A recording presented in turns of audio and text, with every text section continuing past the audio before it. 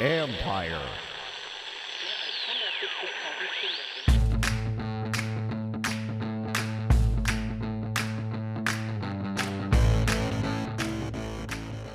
Hello and welcome to my podcast, sponsored by Lone Oak Coffee. One of my saving graces every morning during the lockdown, a cup of coffee made from the beans of Lone Oak Coffee. Today, I have insight on Redskins receiver Antonio Gandy-Golden from his receivers coach at Liberty, Maurice Harris. Not that Maurice Harris. This one shares memories of what makes Gandy-Golden a potential help for Washington. And just so you know, I have a story that will be on ESPN.com this weekend about Gandy-Golden, some of his exploits, and what makes him a unique person. And I'll be chatting with ESPN's Stephania Bell, a go-to person for medical coverage and also fantasy football. But today we'll be talking about her Alex Smith piece on E60 and his recovery that is airing on ESPN Friday night. Please tune in. It's tough to watch sometimes, but it gives you a sense of what he has endured and why he still wants to play. But first, my conversation with Liberty receivers coach Maurice Harris.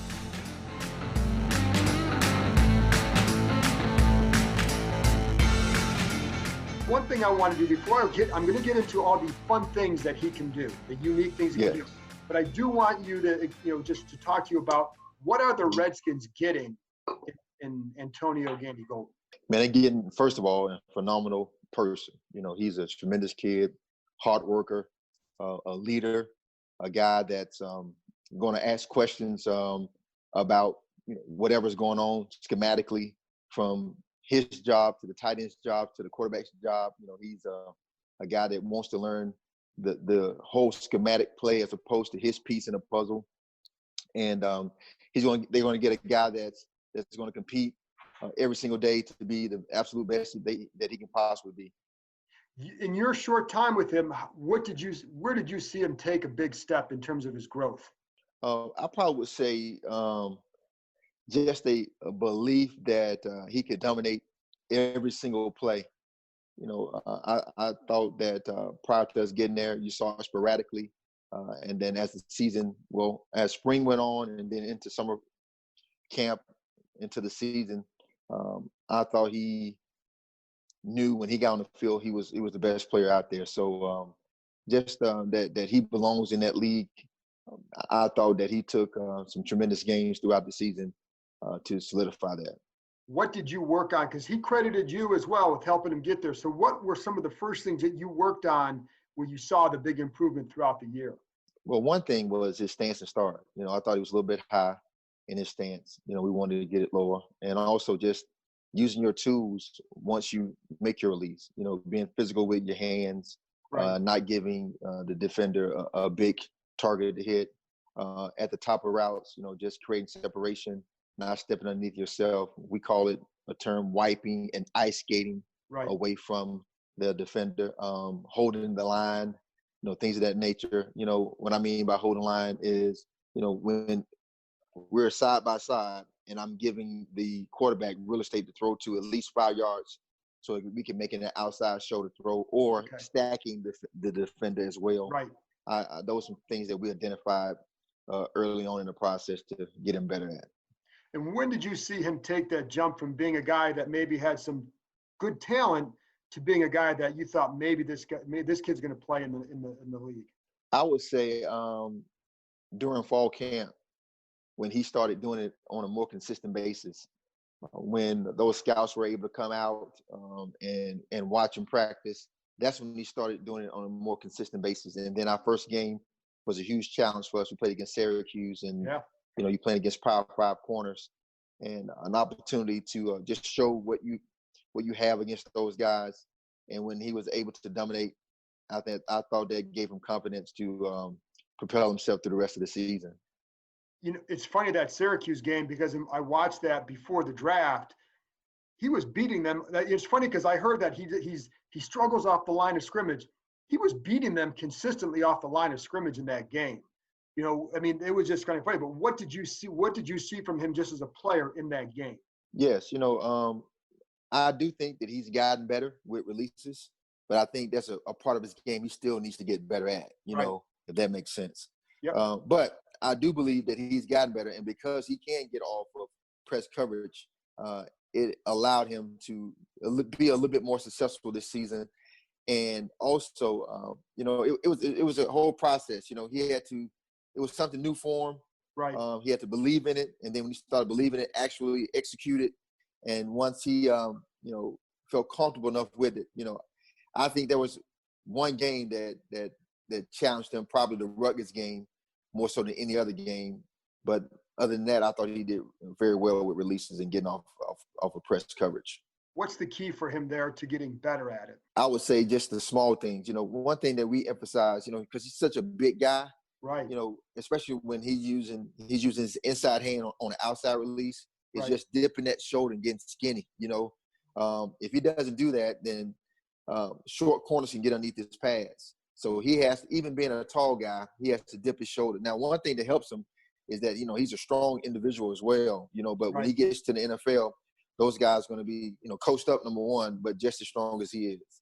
So just the small things, get skinny, and what we call running the hoop to stack the defender, those small things will help him.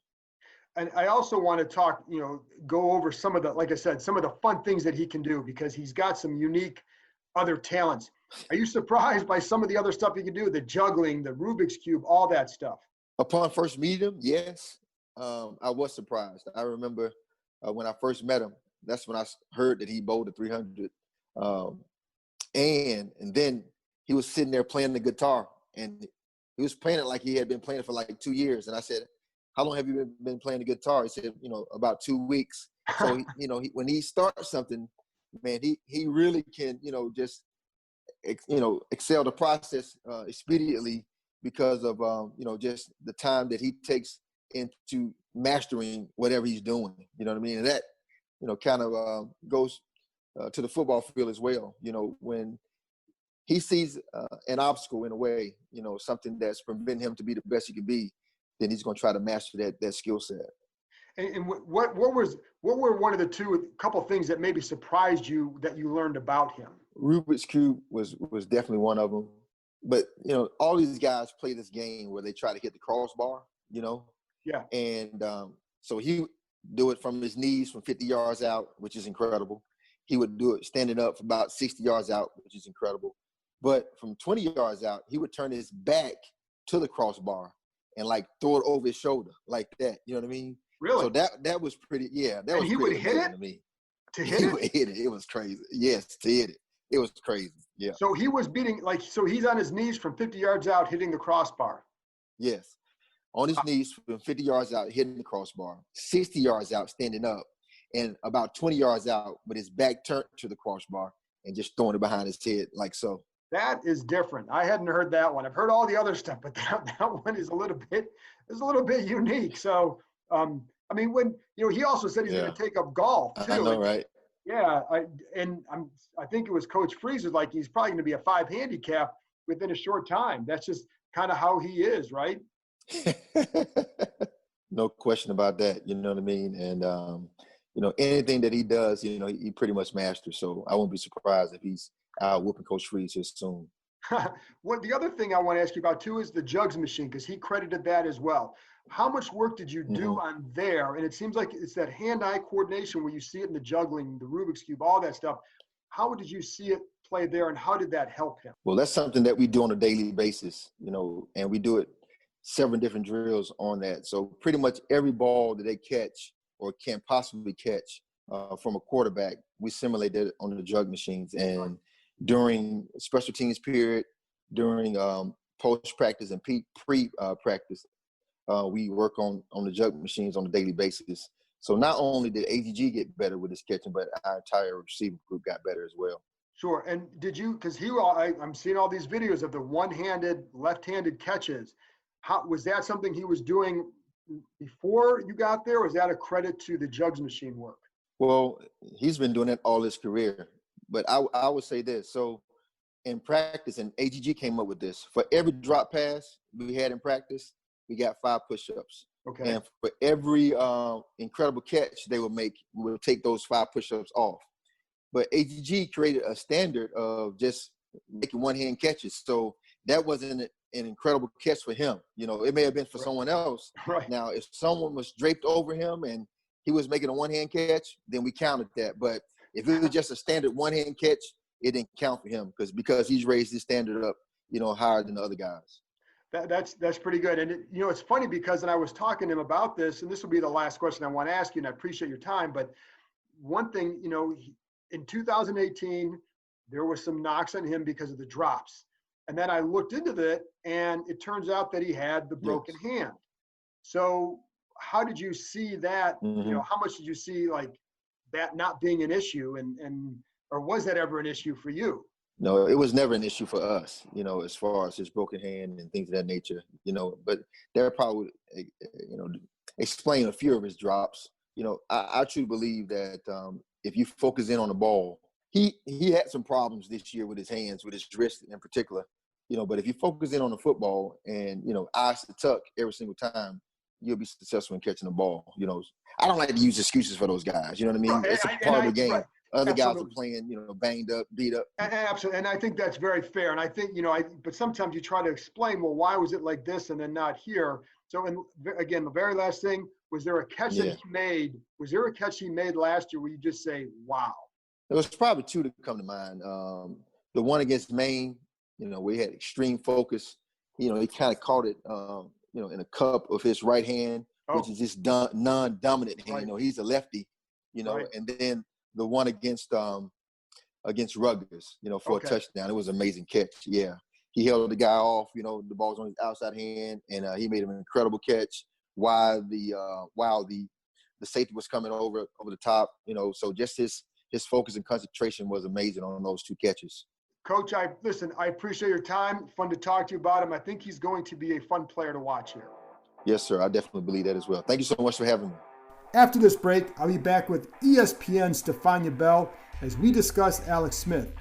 What does she think about a possible return?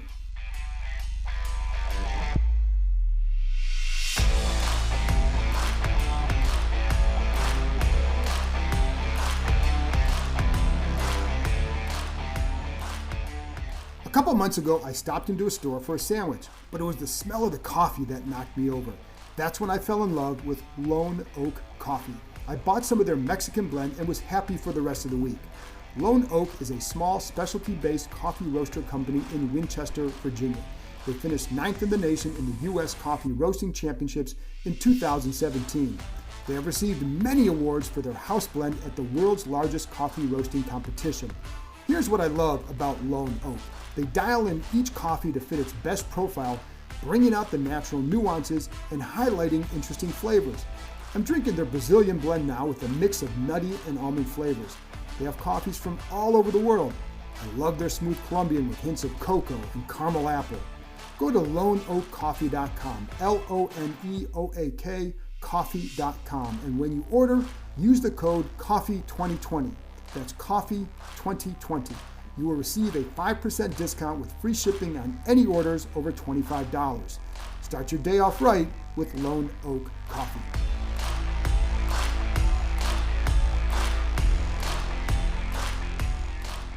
Welcome back. Now here's my conversation with ESPN's Stephania Bell. Now I'm very honored to be joined by ESPN's Stephania Bell, and I'm sure you guys are all aware of the piece that she's doing with Alex Smith, Project 11, on E60 Friday night on ESPN at 7:30 p.m. Stephania, thanks for joining me. I want to start off with this.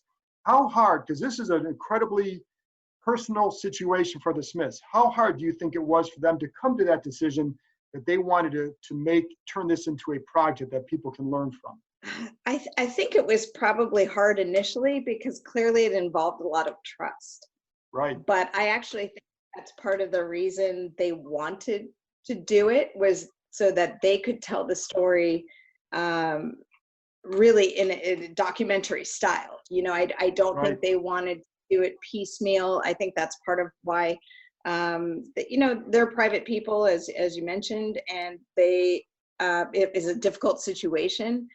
So but the genesis of it really came from conversations with their doctor, Dr. Robin West, who's the head team physician, obviously. And when Alex had gotten through the worst part of it, he was looking for examples, people who'd gone through similar things. Right. What have other athletes in this situation done? This is commonly what athletes ask. They want to talk Right. to a guy, somebody else who's been through this. And she had to tell him, there really isn't anyone that I'm aware of who's had something exactly like yours, certainly not anyone in the NFL. And I think it was during the course of those conversations, he thought, well, you know, I'm going to go down this path and might as well document it, because maybe it will give somebody else hope if they have to be in a similar situation in the future, and they'll be able to look and say, well, this is what this guy did. And it was a brave step, to be honest, because absolutely. they made the decision. They had no idea how the story would evolve. For you, as somebody with your the medical background and all that, and what you do for ESPN, I don't know if excited is the right word, because I don't want to use that in the wrong way, but there is that other side, that for you to be part of this project, what did it mean to you, and for what you could what you could learn, what you could show? I think it is fair to say that you're thrilled to be included in something like this, because these stories don't happen, thankfully. You know, it's not the kind of thing you want to have happen on a regular basis. But I think grateful is probably the word that comes to mind the most, because I recognized right away that this was going to be a challenging road for Alex and Elizabeth and the whole family, with, as I said, so much uncertainty about what would come down the line. And Alex was very clear that he wanted us there for everything. You know, once he committed to doing it, it wasn't like, well, you guys, you know, if it's a bad day, maybe I won't have you come. Or, you know, if he thought he was maybe not going to get the best news from the doctors, maybe keep the cameras out. No, we were there. We were there at doctor's visits. You'll be able to see that in the piece. But that willingness to be that open and transparent through the whole process, especially when you don't know what's coming, because there isn't an example to come before you, it took a lot of trust. It was very generous of them. I was humbled that they chose me to do it. So really, it was a combination of all of those things. We can all see the pictures, and you know, for those of us who've seen, you know, a lot of people have seen a lot of the video, or some people all of it. There are some pretty gruesome photos and things that you see. What was for you? What was the hardest part to see? Because like we're, you know, again, the average person can look at the pictures and like, oh my gosh, what was the hardest part for you? It's interesting because I didn't see those photos right away. So of course the worst pictures are from the earliest time in the hospital. We started on the project, it was around January of 2019. So Alex had been home from the hospital for a few weeks. He was still quite gaunt at the time, looked like a guy who had been in the hospital fighting for his life, and he was still on antibiotics and very weak. And his leg was wrapped at that time, and he was in the external fixator, the big cage that's on his leg that you see in the piece, and certainly that you've seen because you covered this. But I didn't know what his leg looked like. I knew there had been surgeries. I didn't know how many. I knew there had been an infection and he'd lost some tissue as a result, but I really didn't know how much. And it wasn't until they shared the photos with me, and we were, I don't know, maybe it was February of that. And I think I saw some of the pictures. He actually gave Dr. West permission for me to see some of the things before he had fully looked at them, because there were some that he had just not seen and didn't see until he was a little further along. Of course, you know, his wife had seen them, and you talk about brave. She was familiar with everything that happened when Alex wasn't even coherent to engage with the medical staff. So I think when I saw how bad it was, I was taken aback. And here I was already working on the project with Alex. Knew in medical speak what he had lost. but it still visually, because I couldn't imagine how is he walking around Right. Yeah. with what he's lost. And so I think that also factors into why we're compelled to share some of the images, because Alex's request was that he wanted this to be authentic. He wanted it to be real. He wanted people to understand the good and the bad. And so his willingness to share really compelled you to share, because it's you simply can't put into words what a catastrophic loss he suffered. You really have to see it. And it's one of the things that the players here talk about with Alex Smith is what a great leader he was. And when he was out, I think they realized just how special he was as a leader, because they all talked about, even after the season, how the season changed for them. And when you hear this and some of the stuff he's talking about, he's filling that leadership role. And sometimes it's for himself, sometimes it's just for his kids.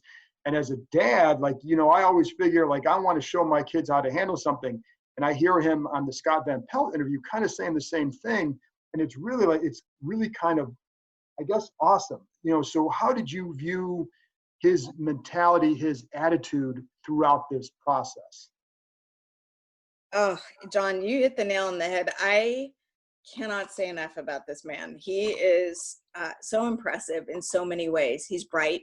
He's inquisitive. I mean, he's got this intellectual curiosity that made him want to know as much about what was happening along the way as possible. It's fascinating to watch him and Elizabeth throw around these medical terms like pros, mostly because they were thrust into it, but right.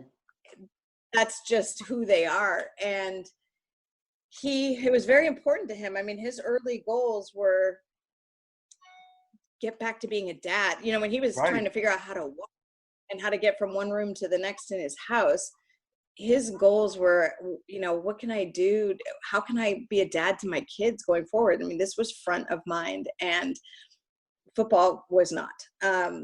So I think that's always, that's been the core of who he is. The leadership qualities, really, if you talk to anyone, you'll see in the piece, we went way back.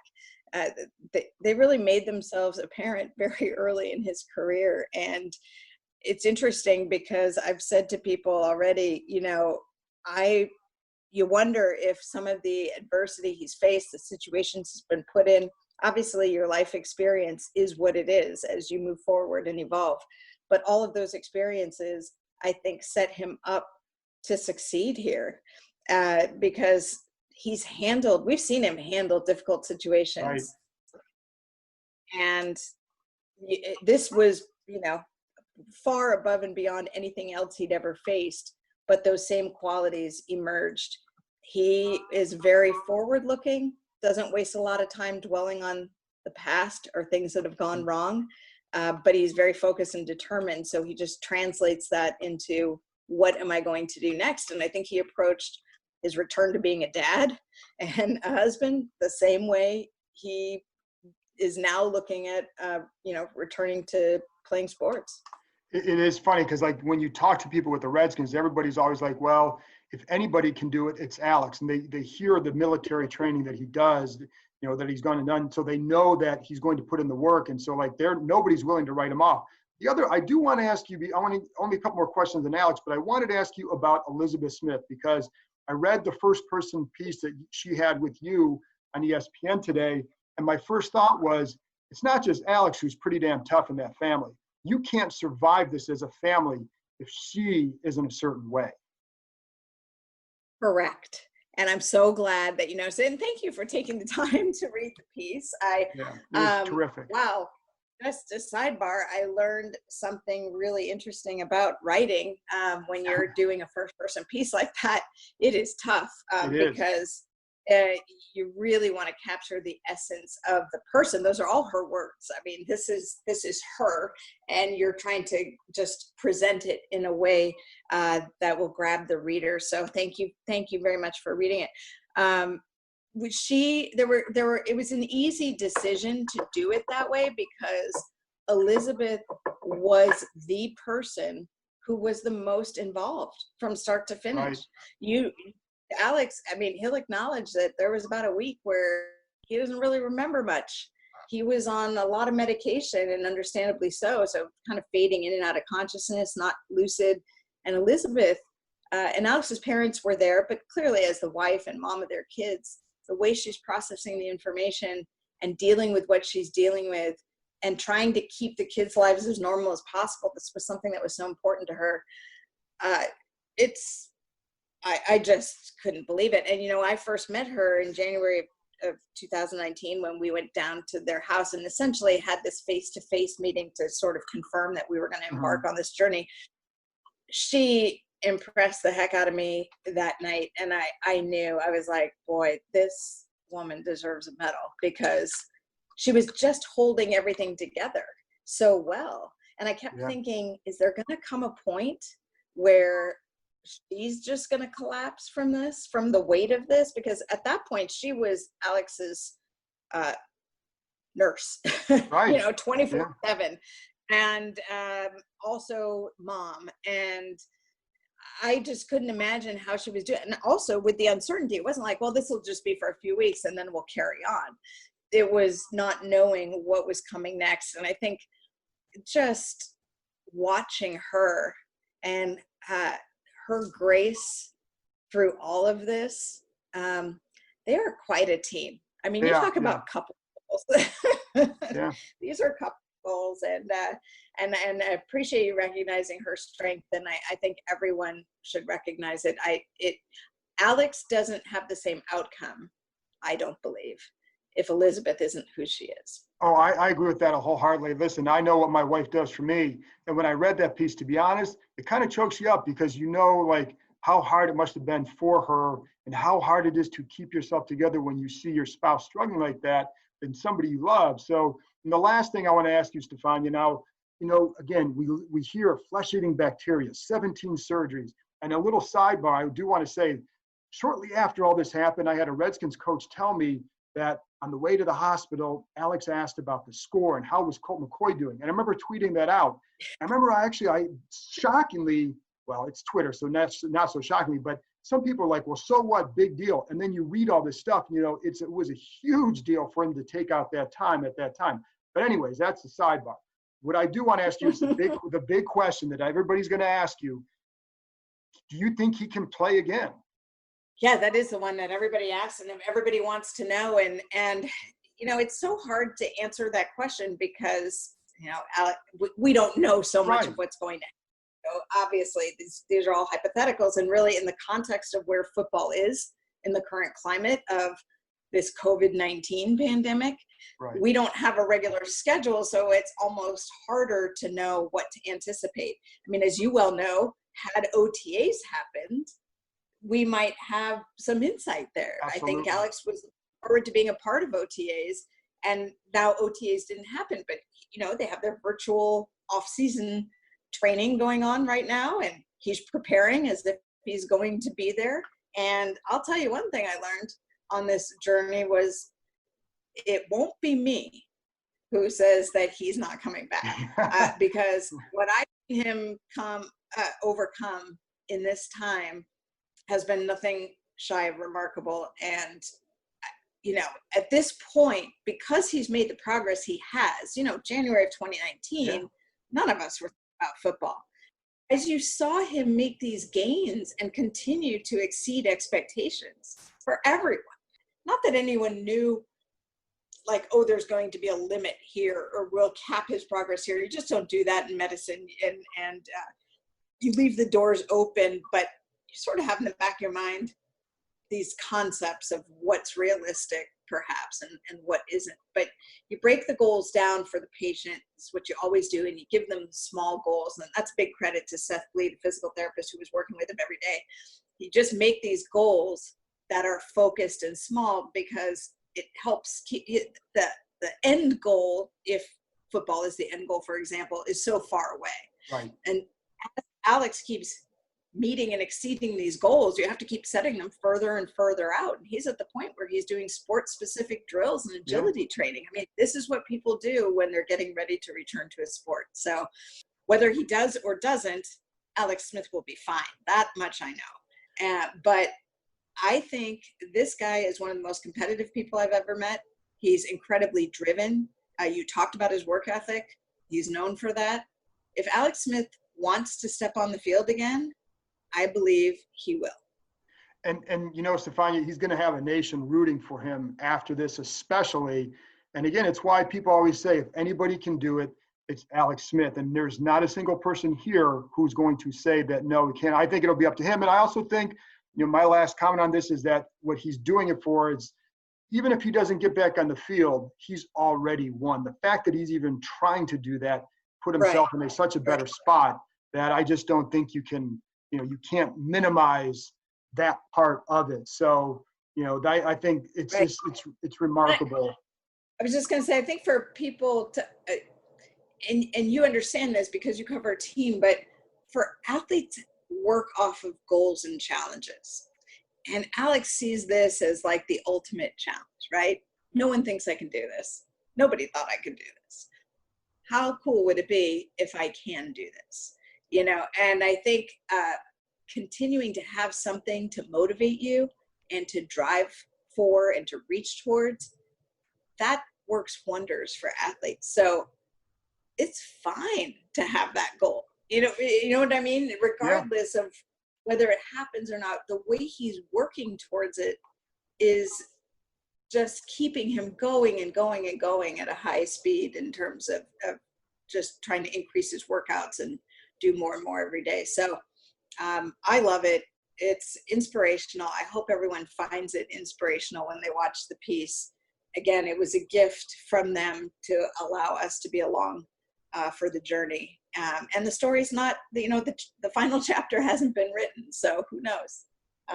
Maybe there'll be an update to this going forward. But I think it's a great time to share it because he's in a good place right now, and I think it's a story people could use. Stephania, I appreciate you joining me. I think this was terrific, and people are going to learn a lot. And again, it's the E60 at 7:30 p.m. on ESPN, Project 11. And if you miss it, or DVR it, I'm sure it'll be replayed a few times. Thanks, Stephania. Yeah. And by the way, I know one of the re-airs, there will be several, but I know one will be on Sunday night on ESPN2 following the next installment of the Jordan documentary. Awesome. Cool. Stephania, thank you very much. Thank you, John. After this break, I'll be back with a few nuggets of my own. Will the Redskins pursue Logan Ryan or Jason Peters?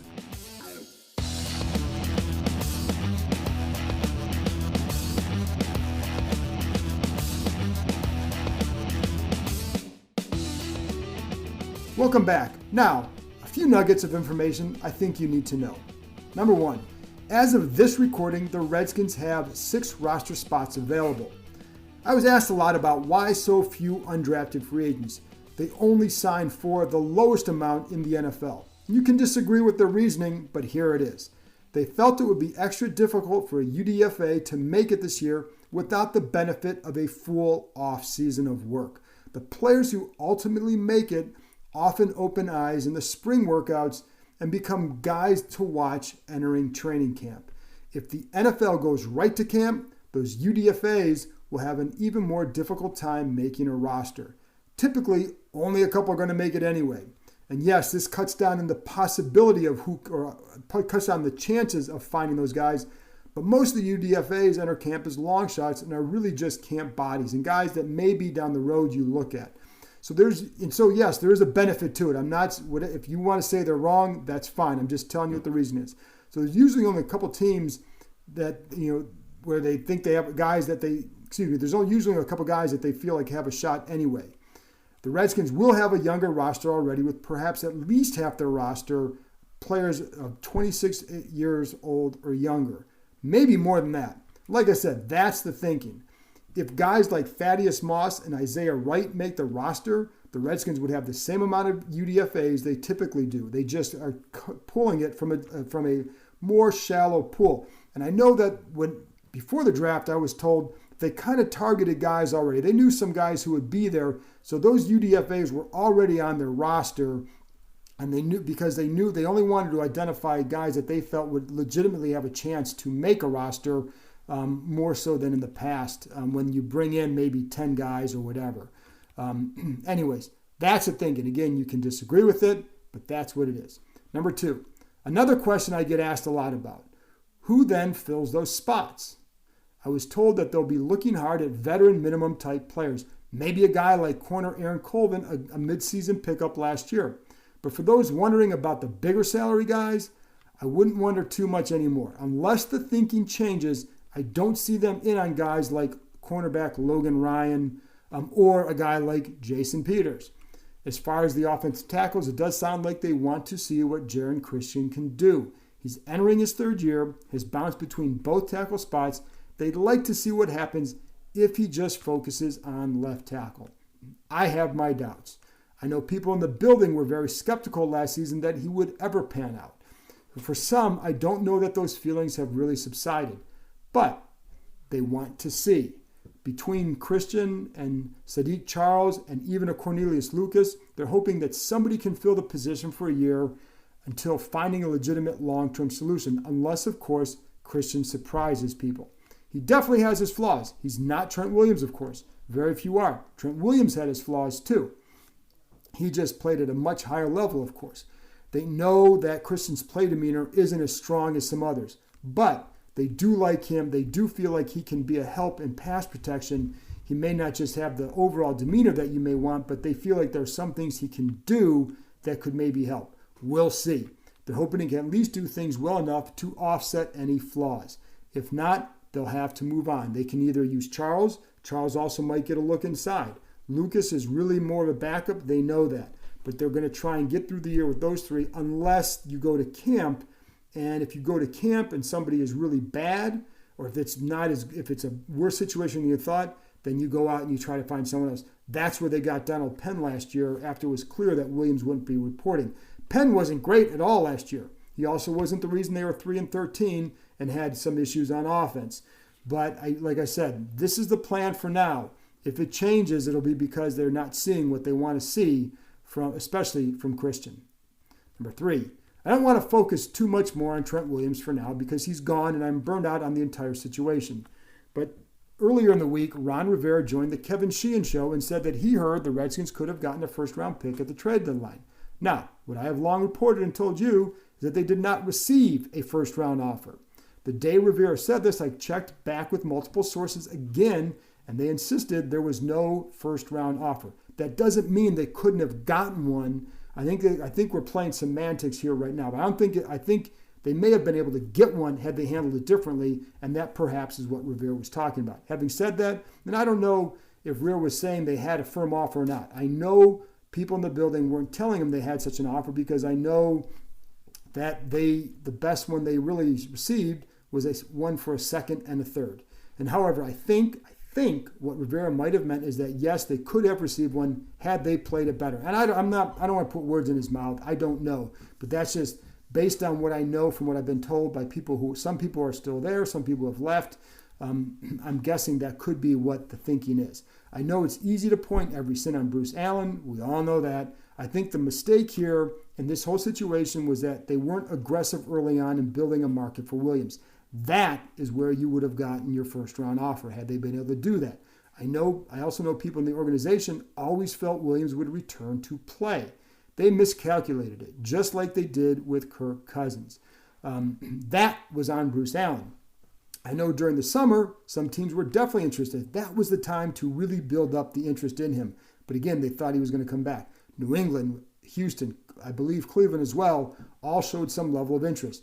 I know the Patriots pulled out the minute they heard it was more about money than medical for Williams. And I believe Sheehan reported at the time the Patriots would have offered a first-round pick. But again, that never was offered because they pulled out. Houston, I believe, did talk to the Redskins. They went and got Laremy Tunsil, as you know. The Redskins slow-played it with Williams and weren't aggressive up until near the trade deadline. By then, it was really too late to get what they really wanted to. I was told at the time, and was told again this week, the best offer was for a second or third, so that's pretty close to first-round value. I don't know if that's what Rivera meant, so again, I think this is very much on semantics, and perhaps it doesn't matter, but it does to me because I want to portray situations accurately. I don't take reporting lightly. I don't take anything that's inaccurate lightly. In this situation, I can't really change what I know because the people who were involved at the time, some of whom remain with the team, all have been consistent in what they've said. And it's been multiple people. And again, this isn't a knock on Rivera. I'm not saying that at all. I agree with him. They could have gotten a first-round offer had they taken a different approach. They did not. The saga is over. We move forward. Up next, speaking of Rivera, he also told Sheehan that it's up to owner Dan Snyder when it comes to naming Kyle Smith the general manager. It's clear that it's trending in this direction as Smith and Rivera have worked well together this offseason. And I'll say it again, the Redskins could have signed a few more free agents, and I'd still say the best development this offseason was the relationship that these two have developed. Ultimately, it's more important in developing this franchise than anyone they would have signed. I can't emphasize enough how mismatched the parts were the last few years at times. Not in every situation, but in some key free agent moves or some offseason moves. While quarterback Alex Smith is widely respected, I don't believe that would have been Jay Gruden's first choice. It was Allen going out and making these moves, oftentimes separate from what his coaches wanted. There are too many examples of this. And again, it wasn't like it was everyone, but there are definitely more examples than you would have liked in an organization where cohesion should matter, in any organization. And I don't see that happening anymore, not with Rivera and Smith. As one person told me, if Rivera and Smith have a disagreement over a player, it will not be owner Dan Snyder settling it. No, it'll be these two football men in a room coming to a football consensus in a civilized way. That is a good change for the Redskins. Finally, the Redskins declined to pick up the option on linebacker Reuben Foster, a move that was 100% expected. Because of his health, it makes no sense to pick up the option. If they did and he got hurt during the year and couldn't pass a physical in the offseason, they'd be on the hook for his entire salary in 2021. I've provided an update on Foster a few times and people keep asking, so I'm going to give it again. They don't know yet when he'll be healthy. It could be for training camp. They don't know for sure. He's coming off the torn ACL, as you know, and he also had some nerve damage. They aren't sure yet when he'll be fully healthy and ready to go. Yes, they're hoping it's for camp. What they do like is how he has worked. That's it for this week. Thank you to Liberty coach Maurice Harris and ESPN's Stephania Bell. Please watch the Alex Smith E60. It was extraordinary work by Stephania, and Smith granted them rare access. And as always, thank you for listening. We're getting through this together, folks. And remember to support our sponsors, especially Lone Oak Coffee. And I'll talk to you next time. I have a guest I think you'll really like hearing from. If you like London Fletcher, that is.